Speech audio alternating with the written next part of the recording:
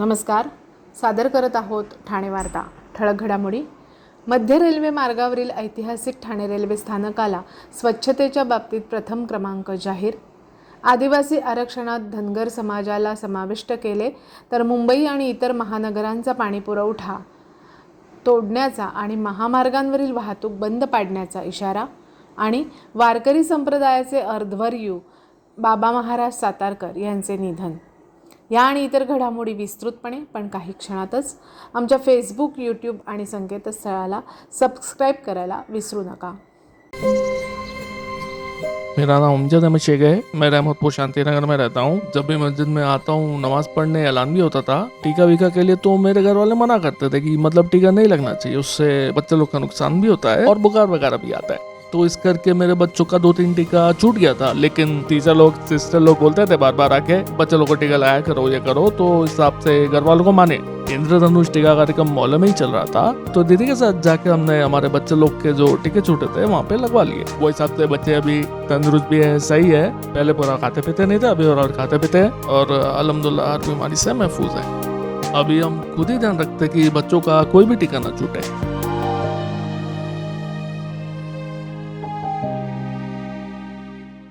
मध्य रेल्वे मार्गावरील ऐतिहासिक ठाणे रेल्वे स्थानकाला स्वच्छतेच्या बाबतीत प्रथम क्रमांक मध्य रेल्वेने जाहीर केला आहे.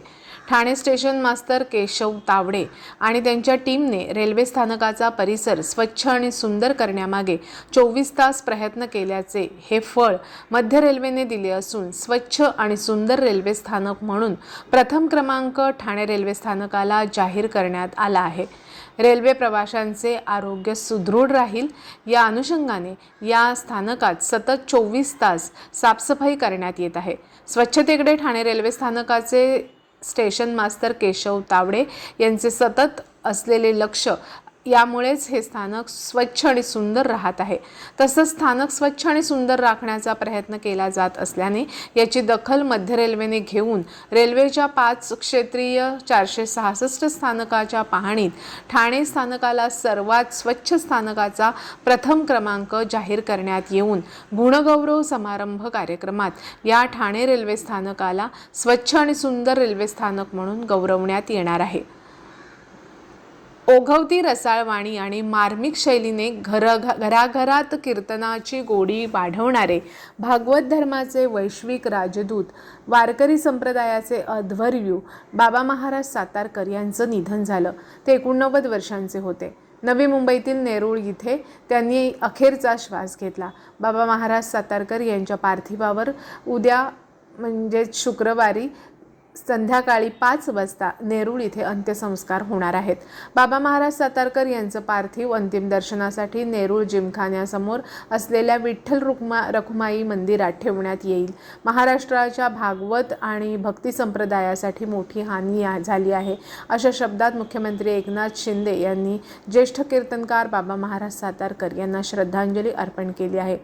बाबा महाराजांची रसाळ वाणी, निरूपणाची आगळी शैली कर्णमधुर होती. त्यांनी कीर्तन, निरूपण आणि भजन सातासमुद्रापार पोहोचवले. बाबा महाराज यांचे हे योगदान सदैव स्मरणात राहील. त्यांच्या निधनामुळे या संप्रदायातील अधिकारवाणीने मार्गदर्शन करणारा आधारवड अशा स्वरूपाचा विठ्ठल भक्त चिरशांत झाला आहे असं नमूद करून मुख्यमंत्र्यांनी बाबा महाराज सातारकर यांना भावपूर्ण श्रद्धांजली अर्पण केली आहे.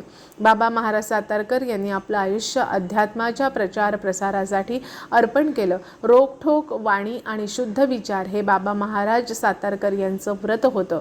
कीर्तनाच्या माध्यमातून त्यांनी जनसामान्यांचं प्रबोधन केलं. या वर्षीच्या सुरुवातीलाच फेब्रुवारी महिन्यात बाबा महाराज सातारकर यांच्या पत्नी रुक्मिणी सातारकर उर्फ माई सातारकर यांचं निधन झालं होतं. त्यानंतर 8 महिन्यांनंतर बाबा महाराज सातारकर यांचीही प्राणज्योत मालवली. कल्याण डोंबिवली महापालिका क्षेत्रातील 27 गावातील अनधिकृत बांधकामांचा प्रश्न मार्गी लावण्यासाठी शासनाने समिती नेमली आहे. या 27 गाव संघर्ष समिती आणि ग्रामस्थांसह महापालिका मुख्यालयात बैठक पार पडली. या बैठकीत अनधिकृत बांधकामांचा प्रश्न मार्गी लावण्यासाठी 27 गावांमधील सोनारपाडा आणि आडिवली ही 2 गावं प्राथमिक स्तरावर निवडण्यात आली. या गावांचे सर्वेक्षण करून अहवाल शासनाला सादर करण्यात येणार असल्याचं संघर्ष समितीने सांगितलं. त्यामुळे या भागातील मालमत्ता करापाठोपाठ आता अनधिकृत बांधकामांचा प्रश्न देखील निकाली निघण्याची आशा निर्माण झाली आहे. धनगर समाजाला आरक्षण देण्याला आमचा विरोध नाही, परंतु आदिवासी समाजाच्या आरक्षणातून त्यांना आरक्षण देण्यास आमचा कडाडून विरोध आहे, असं सकल आदिवासी समाजाच्या वतीने सांगण्यात आले. अशा प्रकारे जर आदिवासी आरक्षणात धनगर समाजाला समाविष्ट केलं तर मुंबई आणि इतर महानगरांना केला जाणारा पाण्याचा पुरवठा तोडू आणि सगळ्या महामार्गांवरील वाहतूक बंद पाडू असा इशारा आज आदिवासी समाजाच्या वतीनं देण्यात आला. आदिवासी समाज आजही महाराष्ट्राच्या दुर्गम भागात वसलेला असून त्यांना इतर समाजाप्रमाणे मुख्य प्रवाहात आणण्यासाठी भारतीय संविधानाने आरक्षण दिलं आहे. अत्यंत मागास आणि आर्थिकदृष्ट्या दुर्बल असलेले या समाजाला मिळालेल्या आरक्षणातूनच धनगर समाजाला आरक्षण द्यावे असा निर्णय शासनाने घेतला असल्याने संतप्त झालेल्या आदिवासी समाजातील संघटनांनी एकत्रित येऊन सरकारला गंभीर इशारा दिला आहे. आदिवासी समाजाच्या 40हून अधिक संघटनांनी एकत्र येत ही समिती स्थापन केली असून या समितीची पत्रकार परिषद ठाण्यात आयोजित करण्यात आली होती. या पत्रकार परिषदेमध्ये कृती समितीचे सल्लागार मधुकर तळपांडे यांच्यासह अध्यक्ष यशवंत मलये आणि सचिव विश्वनाथ किरकिरे यांनीही आदिवासी समाजाच्या पुढील समस्या पत्रकारांसमोर मांडल्या. धनगर समाजाला आरक्षण देण्याला आदिवासी समाजाचा विरोध नसला तरी आदिवासी समाजाला दिलेल्या आरक्षणातून धनगर समाजाला आरक्षण द्यावे याला मात्र आपला कडाडून विरोध असल्याचे आदिवासी नेत्यांनी स्पष्ट केले. नामसाधर्म्याचा फायदा घेऊन इतर अनेकांनी खोटी जात प्रमाणपत्रे बनवून आदिवासी समाजाचे आरक्षण लाटल्याचा गंभीर आरोप संयुक्त आदिवासी आरक्षण हक्क कृती समितीचे सल्लागार मधुकर तळपांडे यांनी केला. आतापर्यंत असे चुकीचे प्रमाणपत्र बनवून लाखो लोकांनी आदिवासींचे आरक्षण लाटले असून त्यांना बाहेर काढत मूळ आदिवासी युवकांना त्यांचा रोजगार द्यावा अशी मागणीही त्यांनी केली. आदिवासी समाजासाठी सरकारतर्फे जाहीर केलेला निधी इतरत्र वळवला जातो याचा निषेध करत त्यांनी मंजूर झालेल्या सर्वच्या सर्व निधी आदिवासी समाजाच्या विकासासाठी वापरला जावा अशी मागणी केली. या प्रमुख मागण्यांसह इतर अनेक मागण्या आदिवासी आरक्षण हक्क कृती समितीतर्फे देण्यात आलेल्या निवेदनात नमूद केल्या आहेत. आमच्या मागण्यांची गंभीर दखल घेत शासनाने यावर त्वरित उपाययोजना केली नाही तर ठाणे मुंबईसह इतर महानगरांना आदिवासी भागात असलेल्या धरणातून होणारा पाणीपुरवठा 24 तासांसाठी पूर्णतः बंद करण्याचा गंभीर इशारा त्यांनी दिला. यासोबतच आदिवासी भागातून जाणारे महामार्ग रोखून वाहतुकीचा चक्काजाम करण्याचा निर्धार त्यांनी बोलून दाखवला. सरकारने आमच्या मागण्या गंभीरतेने घ्याव्यात, अन्यथा 27 ऑक्टोबर रोजी ठाण्यातील साकेत मैदान इथे ते जिल्हाधिकारी कार्यालय असा विराट जन आक्रोश मोर्चा आदिवासींच्या वतीने काढण्यात येईल असा इशारा त्यांनी सरकारला दिला आहे. आपण पाहत आहात श्री स्थानक वाहिनी, ठाणे जिल्ह्याचं मुख्य व्यासपीठ. ठाणे वार्ता पहा श्री स्थानक वाहिनीवर. आता सकाळी 9:15 पासून रात्री 9:15 पर्यंत ठाणे वार्ता, ठाण्यातील पहिलं दृकश्राव्य माध्यम. ठाणे वार्ता आणि श्री स्थानक वाहिनीचं लाईव्ह स्ट्रीमिंग ठाणेवार्ता.com वरील लाईव्ह स्ट्रीमवर क्लिक करा आणि अगदी मोबाईलवरही ठाणे वार्ता श्री स्थानक वाहिनीचा आनंद लुटा.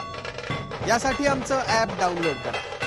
आपला परिसर स्वच्छ आणि सुंदर ठेवण्यासाठी ठाणे महापालिकेत सहकार्य करा. ओला सुका कचरा वेगवेगळा जमा करा आणि रोगराईपासून मुक्तता मिळवा. डॉक्टर आणि रुग्णांचं पिढ्यानपिढ्यांचं जिव्हाळ्याचं नातं म्हणजेच डॉक्टर बेडेकर हॉस्पिटल. आता अत्याधुनिक सोयी सुविधा आणि तंत्रज्ञानयुक्त वंध्यत्व निवारण केंद्रात IVF आणि टेस्ट ट्यूब बेबीचीही सुविधा.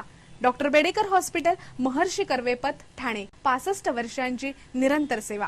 ठाणे वार्ता पहा श्री स्थानक वाहिनीवर. आता सकाळी 9:15 पासून रात्री 9:15 पर्यंत ठाणे वार्ता, ठाण्यातील पहिलं दृकश्राव्य माध्यम. डॉक्टर राजेश मडवी फाउंडेशन तर्फे दसऱ्याच्या सर्व ठाणेकरांना हार्दिक शुभेच्छा. डॉक्टर राजेश मडवी फाउंडेशन सेवेसाठी सदैव तत्पर.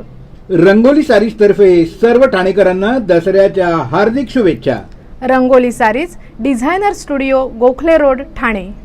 भारतीय जनता पक्षाचे ठाण्याचे आमदार संजय केळकर यांच्यातर्फे सर्व ठाणेकरांना दसऱ्याच्या हार्दिक शुभेच्छा. आमदार संजय केळकर, आपला हक्काचा माणूस. ओळा माजिवडा विधानसभा मतदारसंघाचे शिवसेना आमदार प्रताप सरनाईक यांच्यातर्फे ठाणेकरांना दसऱ्याच्या हार्दिक शुभेच्छा. आमदार प्रताप सरनाईक कार्यसम्राट आमदार. राष्ट्रवादी काँग्रेसचे प्रदेश प्रवक्ते आणि ठाणे पालघर जिल्ह्याचे समन्वयक माजी खासदार आनंद परांजपे यांच्यातर्फे ठाणेकरांना दसरा आणि विजयादशमीच्या मंगलमय शुभेच्छा. राजवंत ज्वेलर्स तर्फे सर्व ठाणेकरांना दसऱ्याच्या सुवर्णमय शुभेच्छा. सोने चांदी हिऱ्या मोत्यांच्या दागिन्यांचे समृद्ध दालन. राजवंत ज्वेलर्स. कल्याण पूर्वेत शास्त्रीनगर परिसरात गाडी पार्किंग वादावरून एका तरुणाने भर रस्त्यात गाडीची तोडफोड करत गाडी चालक सह 2 जणांना बेदम मारहाण केली आहे. मारहाणीचा पूर्ण प्रकार CCTVत कैद झाला असून या प्रकरणी कल्याण कोळसेवाडी पोलिसांनी मारहाण करणाऱ्या तरुणावर गुन्हा दाखल करत त्याचा शोध सुरू केला आहे. कल्याण पूर्वेतील मलंग रोडवरील शास्त्रीनगर परिसरात राहणाऱ्या कन्हैया झा हा आपले काम संपवून घरी परतत आपली 4 चाकी गाडी पार्क करत असताना त्या ठिकाणी ऋषी यादव नामक एक तरुण परिचित असलेल्या रिक्षा चालकाबरोबर वाद घालत असल्याचं त्याला दिसून आलं. मात्र कन्हैया यांच्या वादात न पडता आपली गाडी पार्क करून बाहेर निघण्याचा प्रयत्न करत होता. मात्र त्याच वेळी संतापलेल्या ऋषी यादव नामक आरोपीने लोखंडी रॉडने त्याच्यावर हल्ला सुरू केला. इतकेच नाही तर त्याला बेदम मारहाण करत गंभीर जखमी करून त्याच्या गाडीची तोडफोड केली. हा तरुण इतका संतप्त होता की वाद सोडवण्यास आलेल्या सर्वच नागरिकांना तो बेदम मारहाण करत सुटला. अखेर काही महिलांनी या माथेपिरू तरुणाला शांत केले आणि गंभीर जखमी असलेल्या कार चालकाला उपचारासाठी रुग्णालयात दाखल केले आहे. ही संपूर्ण घटना CCTVत कैद झाली असून कल्याण कोळसेवाडी पोलिसांनी या प्रकरणी मारहाण करणाऱ्या माथेपिरू ऋषी यादव आणि त्याच्या आईविरोधात गुन्हा दाखल करत दोघांचा शोध सुरू केला आहे. मात्र अशा प्रकारे भर दिवसा मारहाण करण्याचे प्रकार सुरू असल्याने परिसरामध्ये भीतीचे वातावरण आहे. ड्रग्सचे मुंब्रा कनेक्शन शोधून ड्रग्सची विक्री करणाऱ्या सलमान फाल्केला मदत करणाऱ्या लोकप्रतिनिधींची चौकशी करून मुंब्र्यामधील तरुण पिढीला बर्बाद करणाऱ्यांवर पोलिसांनी कठोर कारवाई करावी अशी ठाम भूमिका ठाणे राष्ट्रवादी काँग्रेस पक्षाची असल्याचं मत महाराष्ट्र प्रदेश प्रवक्ते ठाणे पालघर समन्वयक जिल्हाध्यक्ष आनंद परांजपे यांनी व्यक्त केली आहे. ललित पाटील ड्रग्स प्रकरणामध्ये मुंब्र्यामधील सलमान फाल्के याचं नाव पुढे आलं आहे. शिंदे गटाच्या प्रवक्त्या आमदार मनीषा कायंदे यांनी पत्रकार परिषदेत काही छायाचित्र दाखवली आहेत. यात ठाणे महापालिकेचे माजी विरोधी पक्षनेते शानू पठाण, जितेंद्र आव्हाड दिसत आहेत.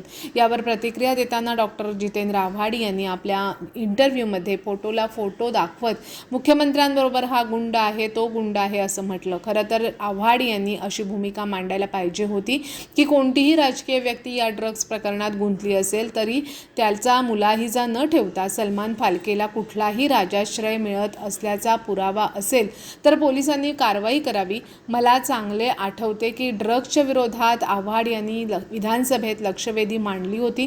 भाषण केलं होतं की मुंब्र्यामध्ये राजरोसपणे ड्रग्ज कसे विकले जातात, काय भावाने विकले जातात. अशा डॉक्टर जितेंद्र आव्हाड यांची भूमिकाही असायला हवी होती की पोलिसांनी या ड्रग्ज प्रकरणाची निष्पक्ष चौकशी करावी, ड्रग्ज विकणाऱ्यांवर कठोर कारवाई करावी. पोलिसांनी कोणतीही राजकीय व्यक्ती यात गुंतली असेल तरी कोणताही मुलाहिजा न ठेवता सलमान फाल्केला कुठला राजाश्रय मिळत असेल तर कारवाई करावी. अशा प्रकारची भूमिका डॉक्टर आव्हाड घेतील असं वाटलं होतं. पण फोटोला फोटो दाखवून या ड्रग्ज विरोधीच्या लढाईत आव्हाड कितपत गंभीर आहेत हा प्रश्न माझ्यासमोर उपस्थित झाला आहे असं आनंद परांजपे यांनी म्हटलं आहे. पोलिसांनी या ड्रग्ज प्रकरणात कठोर कारवाई करावी. दूध का दूध आणि पाणी का पाणी व्हायला हवे. पण या ड्रग्ज प्रकरणात मुंब्र्याला बदनाम करू नका. ड्रग्ज काय फक्त मुंब्र्यामध्ये मिळतात असं नाही. ड्रग्जचा प्रश्न हा समाजासाठी घातक आहे आणि म्हणून आंदोलनं केली, भाषणं केली म्हणून लोकप्रतिनिधी म्हणून आपली जबाबदारी संपत नाही. राष्ट्रवादी काँग्रेस ठाणे शहर जिल्ह्याची स्पष्ट भूमिका आहे की ड्रग्सच्या विरुद्ध या लढाईमध्ये कोणीही लोकप्रतिनिधी असला तरी त्याच्यावर कठोर कारवाई केली गेली पाहिजे असं आनंद परांजपे यांनी स्पष्टपणे सांगितलं. सर्व नागरिकांना आवाहन करण्यात येत आहे की सध्या डासांमार्फत पसरणाऱ्या डेंग्यू या आजाराचा प्रसार रोखण्यासाठी प्रत्येकाने पुढीलप्रमाणे कार्यवाही करावी. डेंग्यू आजार एडिस इजिप्ती हा डास चावल्याने होतो. या डासांची पैदास साचलेल्या किंवा साचवलेल्या स्वच्छ पाण्यामध्ये होते. 8 दिवसांपेक्षा जास्त दिवस पाणी उघडे व साचून राहिल्यास त्यात डास अंडी घालतात. अंड्यांच्या अळ्या तयार होऊन आपण आपले कार्यक्रम अथवा बातम्या आम्हाला ठाणेवार्ता@gmail.com या आमच्या ईमेलवर कळवू शकता. ठळक घडामोडी शेवटी पुन्हा एकदा. मध्य रेल्वे मार्गावरील ऐतिहासिक ठाणे रेल्वे स्थानकाला स्वच्छतेच्या बाबतीत प्रथम क्रमांक जाहीर. आदिवासी आरक्षणात धनगर समाजाला समाविष्ट केलं तर मुंबई आणि इतर महानगरांचा पाणीपुरवठा तोडण्याचा आणि महामार्गावरील वाहतूक बंद पाडण्याचा इशारा. आणि वारकरी संप्रदायाचे अध्वर्यू बाबा महाराज सातारकर यांचं निधन. या होत्या ठाणे वार्ता. आपली एखादी बातमी पाहायची राहून गेल्यास आपण ठाणेवार्ता.in या आमच्या संकेतस्थळाला अथवा फेसबुक पेज तसंच यूट्यूब चॅनेलला अवश्य भेट द्या. तर मग पुन्हा भेटू पुढील बातमीपत्रात फक्त श्रीस्थानक वाहिनीवर. धन्यवाद.